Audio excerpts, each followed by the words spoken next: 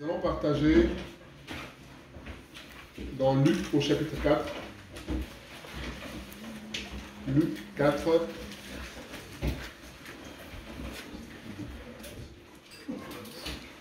Luc 4, à partir du verset 1er, mais on peut lire, on tourne un petit peu les pages, Luc 6, 40. Luc 6, 40, ensuite nous reviendrons à Luc 4. Luc 6, 40, le disciple n'est pas plus que le maître, mais tout disciple accompli sera comme son maître. Voilà ce que le Seigneur nous dit. Le disciple n'est pas plus que le maître, mais tout disciple accompli sera comme le maître. Et la vie chrétienne, en réalité, n'est que la répétition de la vie de Jésus. C'est ressembler au Seigneur. C'est faire comme le Seigneur. C'est ça la vie chrétienne. La vie chrétienne aujourd'hui, on l'a assimilée à être le plus fort, le plus grand, le plus riche, le plus prospère, le plus mystérieux, le plus celui qui connaît, qui a des révélations extraordinaires. Non, c'est pas ça. Vous savez, quand on dit, on parle d'un électricien par exemple, on voit tout de suite ce à quoi ce métier fait référence. On voit des pinces, on voit des câbles, on voit le tournevis. Voilà.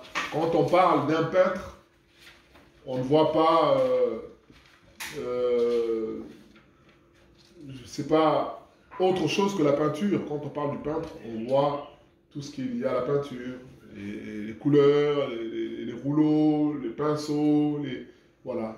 Quand on parle de chrétien, on doit voir Jésus. Et c'est ça la corrélation que je voulais faire. Alors nous allons dans Luc 4, verset 1er. Jésus, rempli du Saint-Esprit, revint du Jourdain et il fut conduit par l'Esprit dans le désert, où il fut tenté par le diable pendant 40 jours. Il ne mangea rien durant ces jours-là. Et après qu'ils furent écoulés, il eut faim. Le diable lui dit, « Si tu es le Fils de Dieu, ordonne à ces pierres qu'elles deviennent du pain. » Jésus lui répondit, « Il est écrit, l'homme ne vivra pas de pain seulement. » Le diable l'ayant élevé, lui montra en un instant tous les royaumes de la terre, et lui dit, « Je te donnerai toute cette puissance et la gloire de ces royaumes, car elle m'a été donnée et je la donne à qui je veux. Si donc tu te prosternes devant moi, elle sera toute à toi. » Jésus lui répondit, « Il est écrit, tu adoreras le Seigneur ton Dieu, et tu le serviras lui seul. » Le diable le conduisit encore à Jérusalem, le plaça sur le haut du temple et lui dit, « Si tu es le Fils de Dieu, jette-toi d'ici en bas, car il est écrit, il donnera des ordres à ses anges à ton sujet, afin qu'ils te gardent, et ils te porteront sur les mains, de peur que ton pied ne heurte contre une pierre. » Jésus lui répondit, « Il est écrit, tu ne tenteras point le Seigneur ton Dieu. » Après l'avoir tenté de toutes ces manières, le diable s'éloigna de lui jusqu'à un moment favorable. Voilà ce que ce texte nous apprend, c'est que Jésus est tenté par le diable. Et il faut comprendre que cette conversation est réellement en réalité aussi un combat. Ce n'est pas juste des échanges de paroles. C'est-à-dire que dans notre marche avec le Seigneur, il y aura parfois des phrases qu'on va entendre comme ça, qui ne sont pas des simples phrases déclaratives, mais qui sont en réalité des combats. On se souvient lorsque Élie, après avoir battu plus de 750 prophètes, Jézabel lui dit, écoute, ce que tu as fait là, tu vas voir. Qu'est-ce qui se passe pendant ce temps-là? Élie est complètement décomposé, il va se cacher. Il prie même pour dire, Seigneur, ôte-moi la vie. Donc, on peut dire, oui, mais c'est une femme qui a parlé, oui, mais ce n'est pas juste une femme qui a parlé. C'est un esprit qui est derrière cette femme-là. Et c'est quelque chose qu'il faut comprendre. Il faut comprendre qu'il y a des réalités. Donc lorsqu'on lit ça, on a l'impression que c'est juste un simple échange de paroles. Non, c'est en réalité un véritable combat. Donc il y a des paroles qui peuvent être dites qui, en réalité, cachent une puissance derrière. Il y a parfois des gens qui vont, c'est pas l'objet de notre partage, mais une parenthèse, il y a parfois des gens qui tombent dans l'orgueil puisqu'on leur a fait un compliment. C'est-à-dire que lui, il chemine avec le Seigneur, mais quelqu'un vient, un envoyé du diable. Oh, tu sais, mon frère, oh là, comment tu chantes. C'est comme un ange. Rien que ça, ça produit l'orgueil. Voilà. Au fait, le but du diable en te disant ça, c'est que tu dises, ah non, non, non, non, moi, je ne suis pas exceptionnel. Moi, je sers Dieu. Gloire à Dieu. Voilà. On te fait un compliment comme ça, toi tu dis, ah, vous avez vu, hein, vous me négligez. Mais ah oui, mais c'est lui qui vient te dire ça. Lui, il vient avec une mission. C'est pour te piquer. Semer en toi pour que tu dises, ah. Donc le jour où tu ne seras pas programmé à chanter, tu diras, mais qui va chanter? L'autre là. Ah bon? Donc moi, on me laisse de... Mais c'est comme ça. Donc on t'a déjà piqué quelque chose. Donc il y a des paroles qui ne sont pas des simples paroles, ce sont des paroles qui peuvent être utilisées par le diable. Et nous aussi, en tant que chrétiens, on doit faire attention à la parole qu'on utilise parce que le diable peut l'utiliser. Tu vas dire quelque chose à un enfant, tu vas dire quelque chose sous la colère. Voilà pourquoi Jacques nous dit que si tu te mets en colère, ne pêche pas. Parce que le diable peut utiliser les choses que tu dis, finalement, contre toi, finalement, parce que c'est un usurpateur. Alors, revenons sur ce qu'on disait. Alors, le diable vient tenter le Seigneur. Il lui dit, si tu es le Fils de Dieu, puisque tu as faim, transforme ces pierres en pain. Jésus lui répondit que l'homme ne vivra pas de pain seulement, mais de toute parole qui sort de la bouche de Dieu. Le diable, l'ayant élevé, lui montra en un instant tous les royaumes de la terre. Vous savez, là, c'est dans le monde spirituel. Dans le monde spirituel, ta vie peut défiler en 15 secondes. En 15 secondes, tu peux voir un film qui a duré 30 ans. Parce que c'est vraiment dans le monde spirituel. Donc là, à ce moment-là, il lui montre tous les royaumes de la terre et leur gloire. Il lui dit, regarde, tout ça, ça m'appartient. Alors prosterne-toi et je te donne, gagnons du temps. Gagnons du temps, tu te prosternes, je te donne ça tout de suite. Et puis voilà, tu n'as pas à souffrir, moi je te le donne. Parce que tout ça m'a été donné. Et Jésus répond, il est écrit, tu adoreras le Seigneur, ton Dieu, et tu le serviras lui seul. Alors, qu'est-ce que nous voulons dire? C'est deux points que je vais souligner. Le premier point, le thème, c'est faire comme Jésus. Alors, il y aura beaucoup de sous-thèmes, mais aujourd'hui, il y a deux points. Faire comme Jésus, premier point, utiliser la parole de Dieu pour attendre le temps de Dieu. C'est ce que Jésus fait là. Vous savez, c'est un véritable combat pour nous les humains. C'est un véritable combat, le fait d'attendre. Puisque attendre rime pour nous avec perte de temps. Attendre rime pour nous avec je ne suis pas efficace. Attendre rime pour nous avec la comparaison. Les autres avec qui j'étais au lycée, les amis de la fac, ils ont ceci, ils ont cela. Moi, je n'ai rien. Et vous savez, c'est à ce moment-là que le diable vient pour te dire, oh, mais pourquoi tu galères? Il y a un chemin qu'on peut emprunter rapidement. Il suffit que tu ailles voir une personne, bon, tu fais une déclaration, et puis c'est bon. C'est un véritable combat auquel nous sommes confrontés. Le fait d'attendre le temps de Dieu. Vous savez, il parle à qui? Il parle à Jésus. Jésus qui est le Fils de Dieu. Et il remet en cause le fait que Jésus soit le Fils de Dieu en disant, mais regarde, tu es le Fils de Dieu, tu as faim. Dieu te laisse affamé. Alors fais une opération rapide pour manger sans attendre. Mais faire ainsi, ça serait obéir à l'injonction du diable qui t'ordonne maintenant, qui te donne son son tempo. Vous savez, dans le sport, parfois, foot ou tennis, Roland Garros vient de se terminer, généralement, le plus fort, c'est celui qui mène la cadence. Généralement. C'est-à-dire que s'il dit, bon, lui, je vais jouer en fond de cours, il va jouer fort. Mais comme toi, tu es dans le fait de subir,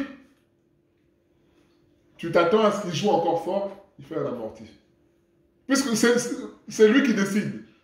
Soit on va à gauche, ou bien il se dit, ah bah tiens, lui, il a du mal avec le revers, bah je vais jouer sur son revers. À chaque fois, la balle va venir toujours côté revers. Parce que c'est lui qui mène la danse. Donc, tant qu'il a l'ascendant sur toi, il va s'amuser. Parfois, il va te mettre gauche, droite, amorti. Et ça va se répéter toujours tout le temps, puisque c'est lui qui mène la danse. Et là, le diable vient pour mener la danse, pour lui dire, écoute,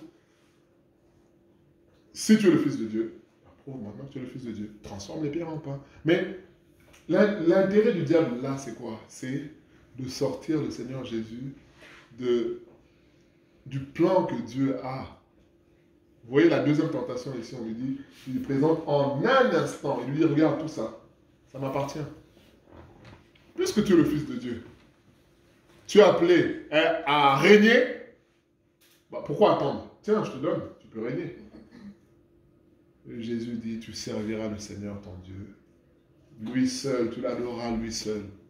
Mais pour Jésus, il a fallu quand même attendre. Vous vous rendez compte qu'à 12 ans, Jésus allait prêcher la parole aux docteurs de la loi. Ce n'était pas n'importe qui, c'était des gens qui connaissaient les Écritures de façon théorique, scripturaire. Ils connaissaient les choses. Ils avaient des interprétations. Et à 12 ans, Jésus était déjà en mesure de discuter avec ces sages-là. Mais, malgré tout, il a attendu. Et ça, c'était un vrai problème pour nous. Le fait d'attendre. Le fait de patienter. C'est un véritable problème. Vous savez, c'est ce que dit Asaph, le psaume 73, il dit que, à force d'attendre, j'ai regardé les autres, j'ai commencé à envier les païens, ceux qui n'ont pas Dieu. Puisque tout leur réussit. Vous voyez le processus, c'est celui-là. Le diable vient te donner une mauvaise perception des choses. Il vient te faire croire à quelque chose qui n'est pas vrai, puisque tu ne veux plus attendre. Il vient te donner une mauvaise perception pour dire, mais ah bon? Mais à ton âge, tu dois acheter une maison. Vous savez, comme Séguéla qui avait dit, je crois, Jacques Séguéla, à 50 ans, si on n'a pas une Rolex, c'est que on a échoué sa vie. Mais il y a des gens, ça fait rigoler parce que nous on est loin de ça. Mais quelqu'un qui est dans ce milieu-là, pour lui, c'est sérieux.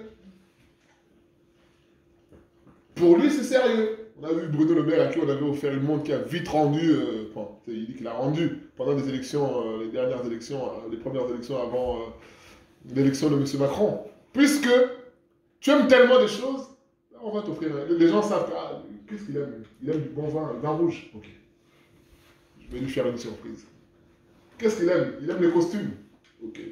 Si Bourgie passe par là, tiens, costume. Voilà. Donc on va t'avoir dans ce que tu aimes, puisque c'est ça que tu aimes.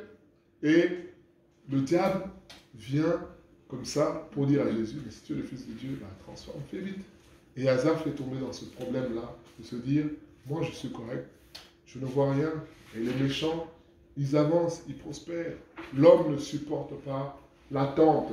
Mais comment faire pour pouvoir patienter? C'est faire comme Jésus. C'est ça le thème de notre partage. C'est une série, c'est faire comme Jésus. Utiliser la parole pour pouvoir patienter. Bien aimé, tu peux utiliser tes raisonnements, tes réponses. Tu trouveras toujours une réponse qui sera plus forte que toi. Tu trouveras même tes pensées qui te diront que ta réponse n'est pas valable. Donc, la seule réponse qui est possible pour pouvoir attendre, c'est la parole de Dieu. C'est ça que je veux dire, bien-aimé. C'est ça. Tu peux dire, oui, mais les choses vont changer. Il y a un temps de galère, ensuite il y aura un temps de bénédiction. Il y a... Bon, dans le milieu chrétien, ce sont des phrases que les gens utilisent hein, pour pouvoir patienter. Mais tout ça, ça ne compte pas. Le seul moyen de pouvoir patienter, c'est d'utiliser la Bible. Voilà. Transforme les pierres en pain. Il dit non. L'homme doit manger, mais il ne doit pas manger seulement la nourriture physique. Il doit manger ce qui vient de Dieu, la parole de Dieu. Ça va t'aider à patienter. C'est ça, bien aimé. Regarde les royaumes, ils m'appartiennent. Regarde ceci, tout ce que j'ai bâti. Tout est à toi. Prends ça. Mais combien ne sont-ils pas tombés dans cela? Dans les propositions faciles. Puisque il faut savoir que le diable ne donne pas de contrepartie. Hein. Il y a toujours un échange. Le diable ne demande pas quelque chose sans contrepartie, je veux dire.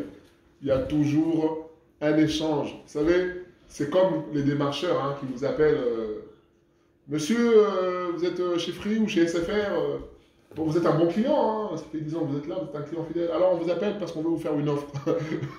Ils ne t'appellent pas pour une offre parce que tu as des beaux yeux. Ah non. Ils te présentent ça comme une offre, mais en réalité, c'est bénéfique d'abord pour eux. Ça pourrait l'être pour toi aussi en fonction de ce que tu veux, mais ça va d'abord être bénéfique à eux. Mais ils te présentent ça comme une offre pour dire, bon, on peut vous proposer ci, vous proposez ça, vous proposez ci. Voilà, c'est ça. Mais c'est jamais désintéressé. Ou alors ils peuvent te dire même 1 an gratuit, mais l'année d'après, mais ça t'engage quand même d'une certaine manière à faire quelque chose. Il n'y a pas de contrepartie, bien aimé. Le diable, c'est comme ça qu'il fonctionne. Et là, il propose ça à Jésus. Finalement, pour lui dire, arrête d'attendre. Et c'est ça qui nous arrive. L'attente pour l'humain est difficile. On se souvient, une personne à qui Dieu avait dit, tu attendras 7 jours avant d'aller combattre. Il a attendu 7 jours, mais Dieu n'a pas précisé l'heure. Vous voyez comment Dieu nous confond aussi. Il a attendu 7 jours. Mais est-ce qu'il a rempli le contrat? Non. Mais pourtant, il a attendu 7 jours. Mais le contrat n'a pas été rempli parce qu'au moment où il fait le sacrifice, Samuel arrive au même moment. Samuel aurait pu arriver une demi-heure avant. Il aurait pu arriver 1 heure avant. Mais au moment où il aurait pu arriver aussi, arriver au camp, voir que tout le monde est déjà parti. Mais il arrive juste au... Vous voyez le timing de Dieu, bien aimé. C'est millimétré. C'est millimétré. Donc au moment où il fait le sacrifice, Samuel arrive. C'est ça. Puisque il n'a pas supporté l'attente. La pression aussi qui est liée à l'attente. On te dit, mais attends, tu es marié, tu n'as pas d'enfant. Tu travailles, tu n'as pas de CDI. Tu es en France. Ta situation administrative n'est toujours pas réglée. Depuis que tu travailles, regarde les autres. Regarde la famille d'un tel. Ils ont construit des maisons au pays. Toi, toujours rien. Mais c'est écrit où que, puisque la famille de l'autre a construit, que... Mais non, bien aimé. Le but d'aujourd'hui, c'est de nous dire, n'utilisons plus des arguments humains. Pour dire, oui, mais eux, ils ont construit, on ne sait pas comment ils ont fait. Oui, c'est vrai. C'est vrai. Mais tu tomberas toujours sur un cahier de la famille pour dire, oui, mais toi, tu parles toujours. On ne voit rien. Voilà. Donc, on doit utiliser la parole maintenant pour dire, bon, Dieu est le maître de temps et des circonstances. Voilà. Quand Dieu permettra, je ferai des choses. Je ne fais pas parce qu'on m'impose, je ferai quand Dieu va permettre cela. Et l'attente, c'est un véritable problème pour nous, enfants de Dieu. On peut citer Joseph, on peut citer d'autres exemples encore, bien aimés. Des gens qui ont attendu, qui ont eu la promesse de façon certaine. David, c'est encore grave parce que David était oint au roi. Il avait déjà été oint. Mais il a dû errer. Errer, errer, errer. Mais toujours en restant fidèle. Parce qu'il suffisait qu'il tue. Saül, il prenait le pouvoir tout de suite. Mais il a dit non, non. Moi, je ne porterai pas la main sur l'homme de Dieu, sur le serviteur de Dieu, sur le oint de Dieu d'une certaine manière, parce que Saül était oint aussi en tant que roi par Dieu. Il dit, moi, je ne porterai pas la main sur lui. Des méchants, vient la méchanceté. Moi, je vais rester correct. Mais bien aimé, c'est une véritable souffrance, parce que David a dû aller chez les ennemis pour se cacher. Il a dû fuir Israël pour garder la vie sauve. Mais ce temps d'attente-là est un véritable combat pour nous. Et le Seigneur nous dit aujourd'hui comment tenir dans ce temps d'attente. C'est en n'ayant pas honte de la parole. Puisque quand le diable t'attaque comme ça, il dit implicitement, finalement la parole n'est pas puissante. Puisque tu es le Fils de Dieu, regarde comment tu es. Tu vois, moi c'est du tac au tac, c'est du concret. La parole, ça reste des écrits. Moi, regarde, moi je te donne ça. Tu veux, je te le donne tout de suite. Vous voyez comment le diable fonctionne. Et beaucoup sont tombés dans ce piège-là. Dire, bon, tu as fait des études, tu as un bon niveau, bon, maintenant pour accéder à un tel niveau, il suffit que tu entres dans la loge et puis c'est bon. Hein. Comme ça marche dans les confréries entre frères et frères et frères et frères, on va te recommander un frère et puis c'est bon. Voilà. Et beaucoup sont rentrés dans des choses comme ça, puisqu'ils n'ont pas supporté l'attente. Et un deuxième point, ça veut dire utiliser la parole de Dieu comme étant notre arme.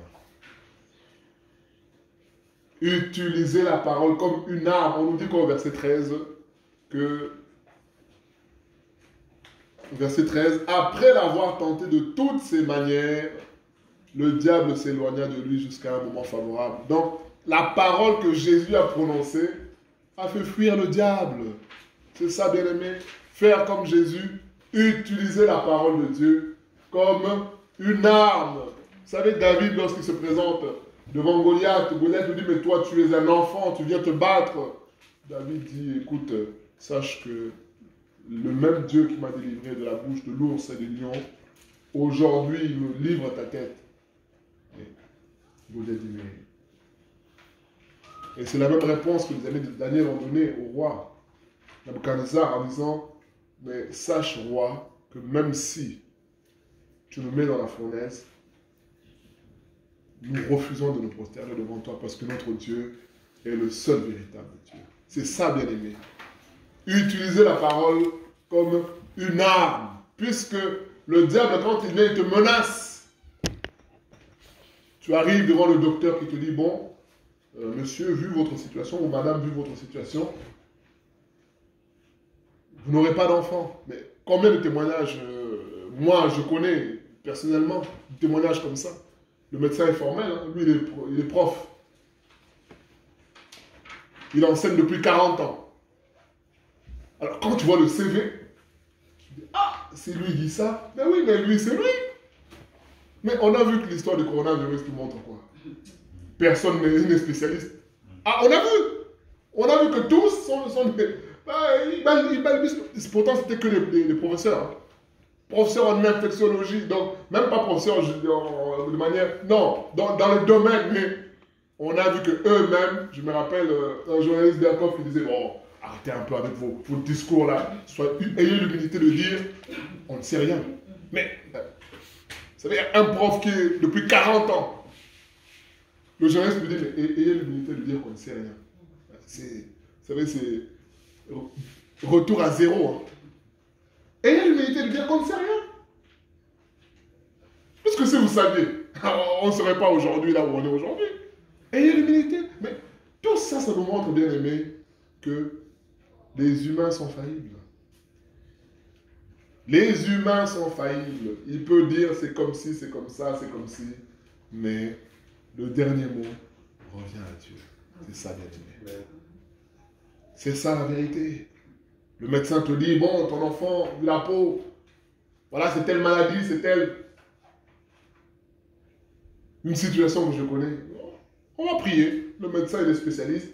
Et vous savez, quand c'est comme ça, la peur fait quoi? Tu prends ton téléphone, tu commences à regarder maintenant sur un... Quand il te sort le nom d'une maladie, telle maladie, tu vas sur Internet, et là, tu commences à voir des images. Vous voyez comment nous-mêmes, on entretient notre propre peur. Nous-mêmes. Tu commences à te faire des films maintenant. Ah, donc c'est comme ça. Donc c'est comme... Mais oui, mais ça c'est lui ce qu'il t'a dit. Mais c'est pas Dieu qui a dit. Bien aimé, ayons le courage. Quand le monsieur te dit ça avec assurance, tu le regardes, tu l'écoutes. Sans vous manquer de respect, vous êtes dans votre domaine en tant qu'humain, professionnel, spécialiste peut-être. Mais moi je connais un spécialiste qui est au-dessus de vous. Voilà. C'est lui qui a le dit. Ayons, bien aimé, c'est l'occasion de dire les choses. C'est l'occasion de dire au médecin. Toi, tu n'accoucheras jamais. Moi, je connais une personne, le médecin qui lui a dit ça, 15 ans auparavant. Le médecin, le gynéco, le professeur du service en chef. Mais je peux vous dire que, vous savez, qui a assisté aux accouchements? Le même médecin là. Alors, n'attendons pas de voir les choses pour témoigner. Témoignons avant. Parce que c'est là que ça a plus d'impact. Parce que si tu témoignes après, bon, le médecin va dire, ah bon, mais... Oui, mais si tu as témoigné avant pour lui dire, monsieur, vous-même qui êtes là, je vous inviterai. Vous assisterez à ce que Dieu va faire. Bien aimé, c'est ça. Et le jour où ça se réalise, monsieur un tel, vous êtes convié. Voilà. Là, tu n'as même plus besoin de rajouter quelque chose. Tu viens juste, tu dis bonjour, tu pars. Mais tu n'as plus rien à rajouter parce que lui, là où il est, il sait que, ah, voilà. Bien aimé, c'est ça. Utiliser la parole comme une arme. C'est ça, bien aimé. Utiliser. Parce que quand l'attaque vient vers toi, si tu ne ripostes pas, ça va t'affaiblir. Ça va t'affaiblir. Il donne son verdict, tu dis, bon, ok, moi j'entends ce que vous dites. Maintenant, moi, ma vie dépend de Dieu. Voilà, c'est Dieu qui me garde. Voilà. Donc tout ce que vous avez dit là n'arrivera pas tant que Dieu est avec nous. Voilà. Ouais, mais manque de respect. Oui, oui, mais voilà, nous sommes dans des combats. C'est ça. N'ayons pas honte, bien-aimés, de confesser. C'est ça aussi, confesser le nom du Seigneur. Dire que mon Dieu est plus grand. Sans vous manquer de respect, mon Dieu est au-dessus. C'est ça, bien-aimés. Quelle que soit la pression. L'histoire d'Ézéchias, il y a beaucoup d'histoires dans la Bible qui en parlent, bien-aimés. L'ennemi vient avec une pression, mais tu restes calme, tu dis, mon Dieu est au contrôle, c'est tout. Voilà. L'ennemi a besoin d'entendre aussi ça. Mon Dieu est au contrôle. Oh, quel Dieu! Regarde comment tu es. Oui, oui, mon Dieu est au contrôle. Voilà. Moi, je suis faible, mais mon Dieu est vivant. Voilà. Ayons le courage, bien aimé, d'affirmer cela. Et des contre-attaques comme ça permettront de prier, de résister. Puisque comme je le disais tout à l'heure en introduction, il y a des paroles qui sont dites, mais qui ne sont pas des simples paroles. C'est parfois des attaques aussi. On te dit quelque chose, mais c'est une attaque. Et on doit utiliser la Bible, la parole de Dieu. Faire comme Jésus. Utiliser la Bible pour contrecarrer. Et on nous dit là que le diable s'est retiré jusqu'au moment favorable. On pense que ce moment-là, c'est Gethsémané. Mais Jésus s'est encore humilié devant son Père en disant « Non, pas ma volonté, que ta volonté se fasse. » Et il a gagné, il a remporté. C'est ça, faire comme Jésus, ça c'est une autre foi, c'est s'humilier jusqu'au bout. Et on nous dit que pendant qu'il fait ça, un ange est venu le soutenir, le fortifier. C'est ça, bien aimé. Alors, faisons comme Jésus, utilisons la parole pour attendre. Tu as trop attendu. Ça fait longtemps que tu attends. Tu ne vois rien. Mais oui, mais vous savez, quand tu attends selon la parole te dira quoi? Que Dieu appelle à l'existence des choses comme si elles existaient. La parole te dit quoi? Que 1000 ans pour l'homme, c'est comme un jour pour Dieu. Voilà. Donc, ce qui dure longtemps, Dieu, lui, peut en un clin d'œil le réaliser. Voilà, c'est ça. La parole te dit quoi? C'est que ça me fait penser à l'histoire du vin avec Marie, la mère de Jésus qui envoie les gens, allez, faites ce qu'il vous dira. Le maître de la fête dit quoi? Mais ah bon? Mais d'habitude, on sert le bon vin et puis le mauvais après. Mais voilà, l'attente, c'est que Dieu en réserve le meilleur. Quand ça va arriver, on va oublier ce qu'elle était avant. C'est ça. Il y a un chant qui dit ça. Hein. Que Dieu en réserve des choses tellement belles. Alors si on n'attend pas pour rien, c'est parce que Dieu est en train d'amener les choses à maturation, à maturité. Voilà. Il est en train de nous transformer. Il est en train de changer nos cœurs parce qu'il sait que s'il te donne maintenant, l'orgueil va te prendre. S'il te donne maintenant, tu vas renier le Seigneur. S'il te donne maintenant, et le diable, lui, il veut que ça soit maintenant. Oh Dieu, c'est une question de timing. Vous savez, l'exemple que j'aime bien donner, c'est quoi? C'est un père qui a 5 véhicules. Il a 2 enfants. Le premier, l'aîné a peut-être 5 ans. Mais l'amour du père le conduira à quoi? À ne pas donner les clés de sa voiture, même s'il en a 10 à l'enfant de 5 ans. On va dire, mais il est fou. Pourtant, il ne lui donne pas la voiture, même si l'enfant demande. Hein. Papa, donne-moi les clés, donne-moi. Mais il va dire non, puisque c'est l'amour. Mais en réalité, c'est quoi? C'est qu'il ne veut pas donner le véhicule, puisqu'il a 5 ans. Mais quand il aura 20 ans, il lui donnera le véhicule. En fait, c'est juste une question de temps. C'est la même voiture, c'est le même père, mais le temps n'est pas le bon, parce que si on te donne ça maintenant, bah, tu vas démarrer, tu vas accélérer, tu vas entrer dans le mur, tu vas mourir, et puis voilà, c'est terminé. Donc c'est juste une question de temps. Bon, on va attendre encore, tu as 5 ans, on va attendre encore 13 ans pour que tu aies 18 ans. Puisque là, à ce moment-là, tu peux passer le permis, tu peux comprendre le danger, tu peux comprendre, voilà. Et pourtant, c'est 13 ans. Oh, mais à quoi ça sert? Mais oh, papa ne m'aime pas, oh, papa n'est pas gentil, oh, papa... Mais non, c'est que il y a besoin d'un temps de maturation, de maturité, pour pouvoir jouir de la chose maintenant convenablement. Oh, le diable va te dire, non, c'est ton père, c'est pas normal, s'il t'aime, il doit te donner, c'est ton père quand même. Mais combien se sont mordus les dents comme ça? Voilà, c'est ça, bien-aimé. Utilisons la parole, faire comme Jésus, utiliser la parole pour savoir attendre. Faire comme Jésus, utiliser la parole de Dieu pour combattre. La parole comme une arme. Où on te dit, regarde la situation, ça revient encore. Ça ne change pas, tu as prié pourtant, mais rien ne change. Oui, ça n'a pas changé aujourd'hui. Mais Jésus-Christ, Hébreux 13, 8 nous dit, Jésus-Christ est le même hier, aujourd'hui, éternellement. Moi j'ai prié hier, ça n'a pas marché, mais Jésus lui est toujours le même. Donc aujourd'hui, ça peut marcher. Et même si ça ne marche pas aujourd'hui, je veux continuer à prier parce que demain, ça va marcher. Et quand ça marchera demain, je vais oublier même avant. C'est ça, bien-aimé. C'est ça que le Seigneur fait. Alors, utilisons la parole pour attendre. Utilisons la parole de Dieu comme une arme pour refuser la réalité que le diable nous montre pour te dire c'est perdu d'avance. Laisse tomber. Il n'y a plus rien à faire. Non. On continue de croire au nom de Jésus. Seigneur, nous prions pour que tu nous aides, Seigneur, à faire comme notre Maître Jésus qui nous a montré l'exemple, Seigneur, en utilisant la parole de Dieu pour pouvoir attendre, Seigneur. En utilisant la parole de Dieu comme une arme aussi pour résister, mais pour faire fuir l'ennemi. Seigneur, nous prions pour que tu nous aides à réaliser cela. Tu vois combien de fois nous nous sommes laissés découragés par les réalités que nous pouvons vivre, par nos pensées aussi. Nous prions pour que tu nous aides à faire comme notre Maître, Jésus-Christ. Étends ta main, Seigneur, au nom de Jésus. Amen.